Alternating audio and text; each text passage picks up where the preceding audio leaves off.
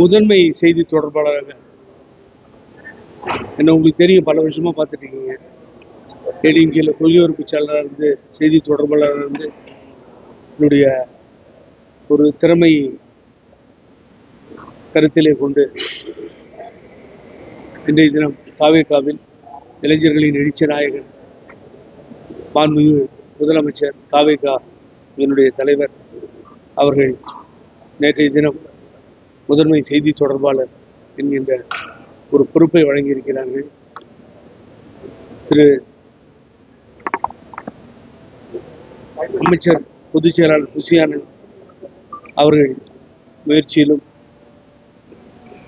ராஜ்மோகன் மாண்புமிகு அமைச்சர் அவருடைய கோஆர்டினேஷன், அதை அமைப்பை ஏற்படுத்தி கொடுத்த அவர்கள் முயற்சியிலும் இது நேற்றைய தினம் வெளியிடப்பட்டது. நான் எனது நன்றியை தமிழக வெற்றிக் கழகத்தினுடைய தலைவர் அவர்களுக்கு சமர்ப்பித்து இந்த பணியை சிறப்புடன் செய்வேன். நாடு முழுவதும் எனது பேச்சால் தான் அறிமுகமானேன். ஆகவே தாவேகாவிற்கு ஒரு பிரச்சார பீரங்கியாக இருப்பேன். இந்த அரசு செய்கின்ற சாதனைகளை எல்லாம் மக்களிடத்தில் எடுத்து செல்வேன் என்பதை மகிழ்ச்சியுடன் தெரிவித்துக் கொள்கிறேன். என்னை வளர்த்தது பிரசு தான், உங்களுக்கு நான் மகிழ்ச்சியாக சொல்லிட்டேன். இப்போ நெக்ஸ்ட்டு என்ன விஷயத்துக்கு வரீங்க எல்லாரும்? எதிர்கட்சி தலைவர் உதயநிதி கைது பண்ணாமல் என்ன பண்ணுவாங்க சொல்லுங்க பார்ப்போம். நான் முதல்ல குறிப்பிட விரும்புகிறேன். நாகரிகம் என்பது அரசியலில் மிக முக்கியமான யாரும் எதிர்பார்க்கவே இல்லைங்க.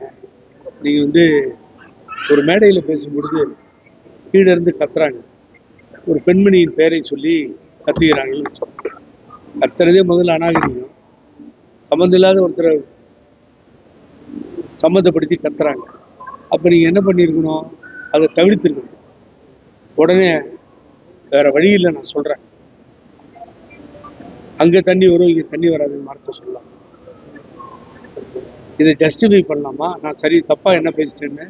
அதுக்கு பின்னாடி அதே மேடையில் அதே இடத்துல மைக்கில் பேசிட்டு காவேரியை பற்றி சொன்னேன். என்னங்க அர்த்தம் அது? அப்போ நீங்கள் எதையோ தப்பாக சொன்னதை நீங்கள் ஹிண்ட் பண்ணி நீங்களே சொல்கிறீங்க காவேரியை பற்றி.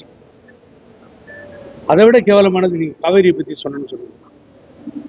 தலைக்காவேரியில் ஊற்றுகளாக பிறந்த அந்த நீர் நதியாக மாறி ஜீவ நதியாக காவேரி பாய்ந்து வருகிறது. இந்த காவேரி நீர் இல்லைன்னா என்ன கதி? காவேரி தாய் என்றோம். நேற்று ஆடிப்பெருக்குக்கு லட்சக்கணக்கான தாய்மார்கள் நிற்பதை பார்க்கிறோம். அந்த தாய்மார்களையும் அசிங்கப்படுத்தி, காவேரி தாயையும் அசிங்கப்படுத்தி ஒரு கேவலமாக பேசுவது என்பது தமிழுக்கு பண்பாடு அல்ல, அது நாகரீகம் அல்ல. தமிழர்கள் தஞ்சை மண்டல விவசாயிகள் என்று சொல்வதெல்லாம் பெயரளவிலே ஏமாற்றுகின்றனர். ஆகவே இது அவர் நேற்று செஞ்சிட்டார். இது வேதனைக்குரிய விஷயமாக இதனை நான் பார்க்கிறேன். நல்லா இல்லை. அதாவது அவருடைய பேச்சுக்கள் அன்பார்லிமெண்ட் மாத்திரம் ஃபில்த்தி லாங்குவேஜ்.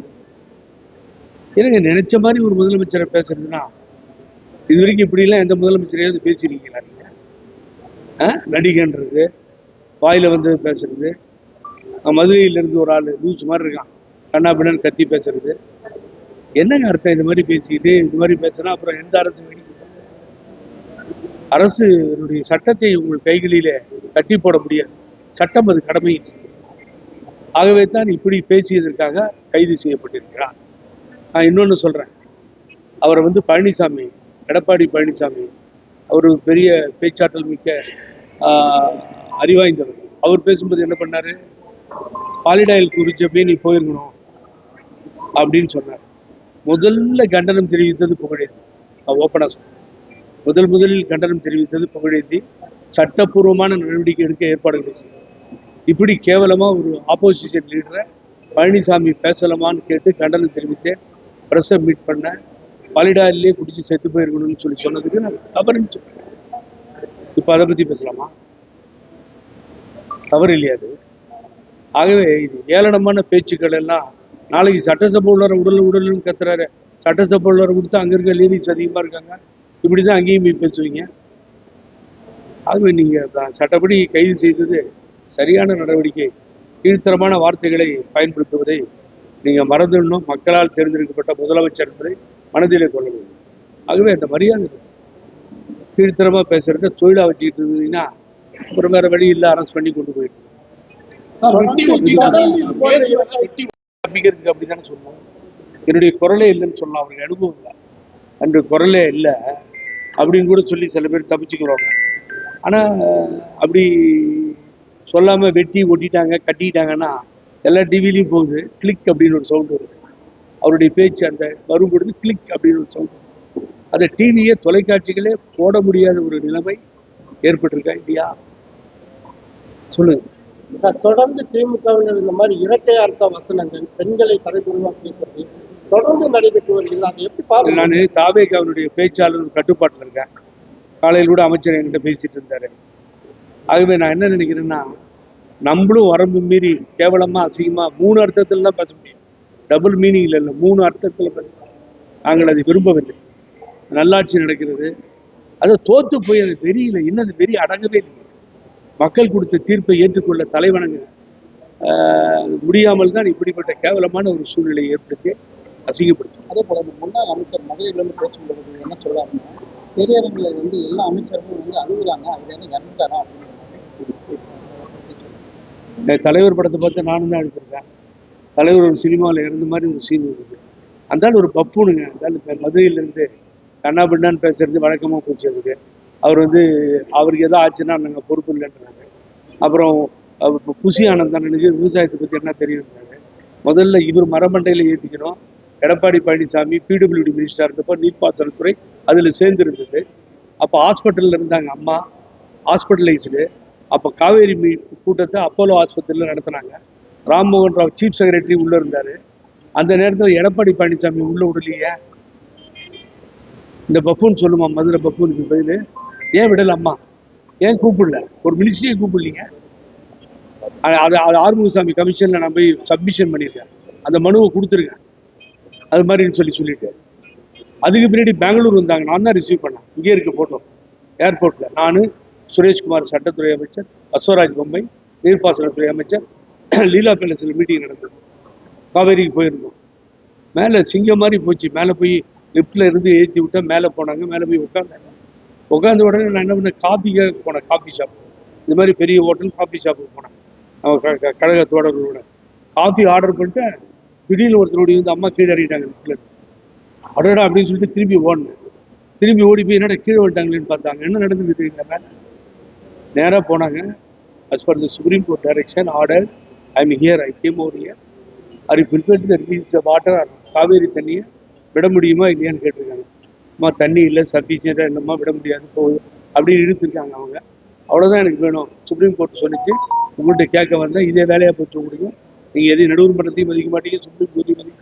நான் போகிறேன்ட்டு ப்ரெஸ் மீட்டையும் முடிச்சிட்டாங்க 2 மினிட்ஸில். கீழே புகழேந்தி மைக்கு கொடுங்கன்னாங்க. 10 நிமிஷம் ஆச்சு. லீலா பேலஸ் ஹோட்டல்லேருந்து வாங்கி கொடுத்தேன். அங்கேயே காவேரி வரலாறு, அதில் நடந்த கோளாறு, அடைந்த அவமானங்கள் அத்தனையும் சொல்லிட்டு வந்துருச்சு சிங்கம். இது நாகரிகமாக எதையுமே நடந்துக்கணும். நீ ஏன் அங்கே போகல, நீ ஏன் அங்கே போன, அவர் ஏன் வரவானான்னு சொல்லிட்டாரு.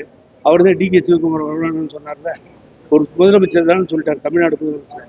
ஏன் நீங்களாம் கத்துறது, டிகே சிவகுமார் சொன்னது தப்புன்னு அவரை கண்டம் பண்ணுறது, அதுக்கு யோகியத்தை இருந்தாங்க உங்களுக்கு.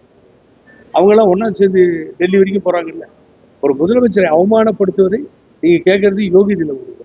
போனாலும் தப்பு, வந்தாலும் தப்பு, நின்னாலும் தப்பு, ஓடினாலும் தப்பு, தண்ணீர் வாரத்தை எடுத்து அந்த அசிங்கமாக இது மாதிரி பேசணும். இது நாகரிகத்தை மற்ற செயல். நான் முதல்ல உங்களுக்கு சப்போர்ட் பண்ணி எடப்பாடி பழனிசாமி பேசுகிற கண்டம் பண்ணுறதை நினச்சி பார்த்து வேதனை பண்ணுறேன். ஆர்எஸ் பாரதி என்ன சொல்லியிருக்காங்க, கிருஷ்ணா முதல்வராக பிரதமர் இதுக்கெல்லாம் அரெஸ்ட் பண்ணுவாங்க. ஏன் நான் தயவு செஞ்சு தான் என்னால் கண்ட்ரோல் பண்ணிக்கிட்டு இருக்க ஒரு கட்சியில் இருக்குமே. நம்ம வீட்டில் இருக்க பெண்கள் பெயர் யாராவது சொன்னால் அதை ஆமாமா அவங்க என்ன நாட்டினுடைய பிரதமரா, இந்த நாட்டினுடைய முதல்வரா, எங்கள் வீட்டில் இருக்க பெண்மணியின் பேரை சொல்கிறான்னு சொல்லுவாராண்ணா. நாங்கள் பேசுகிறோம். திரிஷா நான் ஓப்பனாகவே பண்ணேன். அவங்க திரிஷா, அவங்க ஒரு ஆர்டிஸ்டாக அவங்க வேலையை பார்ப்பாங்க. எது போகிற இடத்துலலாம் கத்திட்டீங்க. அப்போ எடப்பாடி பழனிசாமி பாலிடால் மேட்டர் தான் வேறு வழி இல்லை. நாகரிகமற்ற வார்த்தைகளை தவிர்க்க வேண்டும். இந்த முதல் தடவையாக நான் உதயநிதி ஸ்டாலினை கண்டம் பண்ணி பேசுகிற மாதிரி பண்ணி வச்சிட்டேன். கஷ்டமாக இருக்குது. அவங்க அப்பாட்ட போய் தெரிஞ்சுக்கணும் எப்படி பேசுகிறேன்.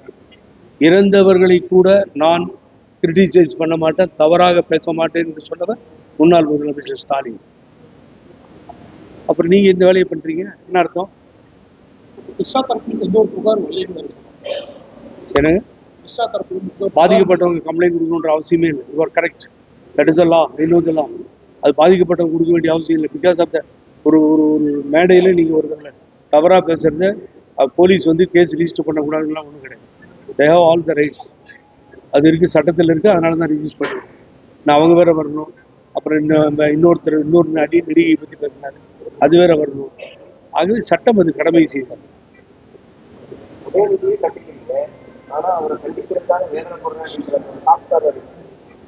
என்னங்க நான் என்னங்க சாப் பண்றேன்? என்ன சட்ட ஆமா, முதல் முறையா இப்படி அவரை கண்டம் பண்ணி பேச வேண்டிய சூழ்நிலையை அவரை ஏற்படுத்தி விட்டா அப்படின்னு சொல்றேன். ஏன்னு கேட்டீங்க, இதை அவாய்ட் பண்ணி இப்படி பேசியிருக்கோம். நீங்க பேசுன விட்னஸ் வேற பண்ண என்னன்னு கேட்டா, இல்ல அவங்கள பத்தி இல்லைங்க, நான் காவேரி பத்தி பேசுறேன். அது எனக்கு ஒன்றும் வருத்தம் கிடையாது. அரெஸ்ட் பண்ணது கரெக்ட். அவரை கைது செய்தது 100% சரி, நடவடிக்கை எடுத்தது சரி.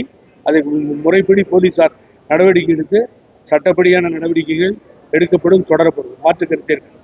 நீ சும்மா போராட்டம் பண்ற, கத்துறன்னா என்ன நடந்ததுன்னு தெரிஞ்சுக்கிட்டு ரோட்ல போராட்டம் பண்ண எல்லா இடத்துலையும் தஞ்சை வளநாடு காவேரி தாய் அசிங்கப்படுத்தி பேசினா அப்புறம் நடவடிக்கை எடுக்காம என்ன பண்ணும்? 5 நிமிஷம் பேசினதுக்கு கொத்து புரோட்டா இப்படி எல்லாம் முதல்வர் பேசலாமா? ஏங்க, கொத்து புரோட்டா வந்து ஹியூமன் பீயிங், மனித உடலா சாப்பிட்றது கொத்து புரோட்டா. ஒரு ஊமைக்கு கொத்து புரோட்டான்னு சொல்லலாம். அதையெல்லாம் எடுத்துட்டு வந்து அதுக்கே ஒத்துக்க மாட்டேங்கிறீங்க. கொத்து புரோட்டாவுக்கே நீங்க ஒத்துக்க மாட்டேங்கிறீங்க. இந்த மாதிரி பேசுறது நியாயமா? அதையே உங்களால் தாங்கிக்க முடியல அவர் சொன்ன மாதிரி. ஆகவே தட் இஸ் நாட் கரெக்ட். ஆகவே அது உண்மையாக கண்டிக்கிறோம். அரசு இனிமேல் இப்படிதாங்க நடவடிக்கைகள் பாயும். ஆகவே அரசு இனி வேடிக்கை பார்க்க கை கொட்டி கொண்டு, ஏன்னா நாங்கள் சும்மா இருக்க தயாரான நிர்வாகிகளும் கொண்டது. இதுக்கு மேலே அப்புறம் நாங்களும் எல்லா விதத்துலேயும் களம் காண நேரிடும். ஜனநாயக முறைப்படி போராட நேரிடும். இதெல்லாம் பொதுச் செயலாளர் ஆனந்த் சொன்ன மாதிரி இன்னைக்கு போராட்டம் நடக்குது தமிழ்நாடு பூரா பெண்கள். ஆகவே இது தொடரும். அது ஒன்றுமே நீதிமன்றம் பல்வேறு நசுக்க பார்க்குறாங்க. சர்வாதிகார போக்கான ஆட்சியை என்ன சர்வாதிகாரம்? இந்த ஆளுங்கட்சி எதிர்த்து பேசுறதுக்கு முறை இருக்குங்க. ஒரு பொண்ணை பிடிச்சி அசிங்கமா பேசுறீங்க, லேடியை பிடிச்சி கண்ணா பண்ணு. இது ஆளுங்கட்சிக்கு அதுக்கு நாங்கள் சம்பந்தம். ஆகவே இது வந்து பேசுறது யாராவது நியாயப்படுத்தி பேசவே முடியாது. உங்க தொலைக்காட்சியில அதை கிளிக்குன்னு கட் பண்றீங்க, சென்சார் ஃபுல்லாவே போட முடியல உங்களால. நான் போனில் வராங்க, லேடி சீட் அதை பேச முடியல. திருப்பி நான் சாரிமா உங்களோட பேச முடியாது. ஆகவே இதெல்லாம் கண்டிக்கத்தக்கது. வன்மையாக அப்ப பேசுறதுக்கு ஒரு ஏற்றி இருக்கு. Because you are the opposition leader of the assembly. You are not ordinary man. So ஏதோ பேசிட்டு இப்படி போறது. ஆகவே பேசுறதுக்கு முன்னாடி என்ன பேசுறேன்னு தெரிஞ்சுக்கும்.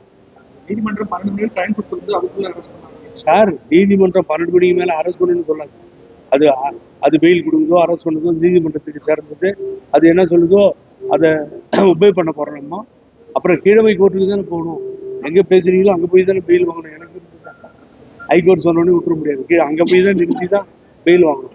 நாளைக்கு சட்டமன்ற போனவங்க மக்கள் பிரச்சனைகள் கைவிடுக்காம இந்த மாதிரி கைது நடவடிக்கை ஏங்க நீங்க அன்புமணி ராமதாஸ் அவர் சொல்றாருன்னா உள்ள வந்து சட்டசபையில லேடிஸ் அப்படி பேசுனா என்ன பண்ணுவீங்க? அங்க பேச மாட்டீங்கன்னு என்ன கேரண்டி? அதை பத்தி ஒரி பண்றீங்க சட்டமன்றத்தை பத்தி. இவங்க சட்டமன்றத்துக்கு போறதுக்கு மக்கள் பணியாற்றவா போறாங்க. இவங்க சபாநாயகர் நாற்காலி உடைச்சு தனியா ஒரு ஸ்டிக்கர் கையில் மாதிரி பண்ணி முன்னாள் சபாநாயகர் தாழ்த்தப்பட்ட சமுதாயத்தை சார்ந்த தனபால் எந்த அளவுக்கு பாதிக்கப்பட்டார் சட்டமன்றத்துல தெரியாது. அந்த ரவுடிஸும் சார் சும்மா சட்டமன்றத்துல ஏமாத்து. முதல்ல பேசியது தவறுன்னு மன்னிப்பு கேட்டா மன்னிப்பு கேட்கணும். நான் அந்த அம்மையாரை பத்தி கீழே கத்தும்போது நான் சொன்ன வார்த்தைகள் புண்பட்டு இருந்தா மன்னிச்சிருங்கன்னு சொல்லுவேன். ஆகவே இதை எடுத்துட்டாங்க, அதை வெட்டிட்டாங்க, இதை கட்டிட்டாங்கன்னா தட் இஸ் நாட் கரெக்ட். தெரியல 2:30 மணிக்கு மேலதான் விசாரணை காலையில கேட்டிருக்காங்க. Honourable judge accepts is going to take the matter இல்லையா? அவர் இப்போ மேட்டர் எடுத்து கேட்கட்டும், என்னன்னு கேட்கட்டும். அப்போ நீதிமன்றம் என்ன சொல்லுதோ அது அரசு ஒத்துக்கு போகுதுன்னா எதிர்கட்சி தலைவர் கைது பண்றாங்க. காவல்துறை இதோட எக்ஸாமினேஷன்லாம் அவங்க அரெஸ்ட் பண்ணுறோம்னு ஒரு கொடுத்துருக்காங்க. இல்லைங்க, அரெஸ்ட் பண்ண காரணம் உலகத்தையே தெரியும், உங்களுக்கும் தெரியும், எனக்கும் தெரியும். இப்போ இப்போ இப்போ இப்போ அதை சொல்லி தானே ஆகணும் நீதிமன்றத்தில். இப்போ சொல்லிடுவாங்க, மத்தியானம் சொல்லிடுவாங்க. இங்கே பழசெல்லாம் கிளறினீங்கன்னா ரொம்ப வேதனையாக இருக்கும். காலையிலேயே பூஜையில் உட்காந்த அம்மாவை பழைய வேணவன் வீட்டுக்கு முன்னாடி நிறுத்தி அவங்க பூஜையை முடிச்சுட்டு வர வரைக்கும் காஃபி கொடுங்க அவங்களுக்கு காஃபி கொடுக்க வச்சு போலீஸ் ஆஃபீஸருக்கு குட்டி 2 போயிடுச்சு. 3 ஃப்ளோரில் கரண்ட் ஆஃப் பண்ணி லிஃப்ட் இல்லாமல் லிஃப்ட் ஆஃப் பண்ணி மேலே ஏற்றி அரெஸ்ட் பண்ணி அந்த வேனில் கூட்டு போன காட்சி தான் இன்னும் நாங்கள் மறக்கலை. அதுக்காக நாங்கள் யாரையும் பழிவாங்க சொல்ல, அது அந்த சாப்டர் முடிஞ்சு போச்சு. அவர் இப்போ முதலமைச்சர் முன்னாள் முதலமைச்சர் சொன்ன மாதிரி இறந்தவங்களுக்கு கூட நான் தவறாக பேசுறது இல்லைன்னு சொல்லியிருக்காரு. இப்படி பேசுனா என்னங்க சார்? இப்போ சனாதனத்தை பற்றி உதயநிதி அவர்கள் பேசும்போது இதே போல கண்டனங்கள் புகார்கள் வந்தன, அப்போ அரெஸ்ட் பண்ணல. சனாதானம் சன்னிதானம் that is difference, that is அரசியல். அதில் அவர் இங்கே பேசுறது மகாராஷ்டிரா வந்து கண்டம் பண்ணோம், அது நம்ம மகாராஷ்டிராவை கண்டம் பண்ணுறோம், அது வேற விஷயம். That is not the issue. The character assassination English. ஒருத்தர் பர்சனலை பற்றி அவங்கள அசிங்கமாக கேவலப்படுத்தி பேசுறது மிக தவறான ஒன்று. யூ கேனாட் கம்பேர் சனாதானம் சன்னிதானம்.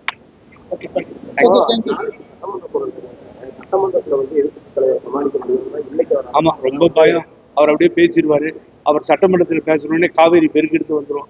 ஏன் சார் நீங்க வேற நாளைக்கு பார்ப்போம்.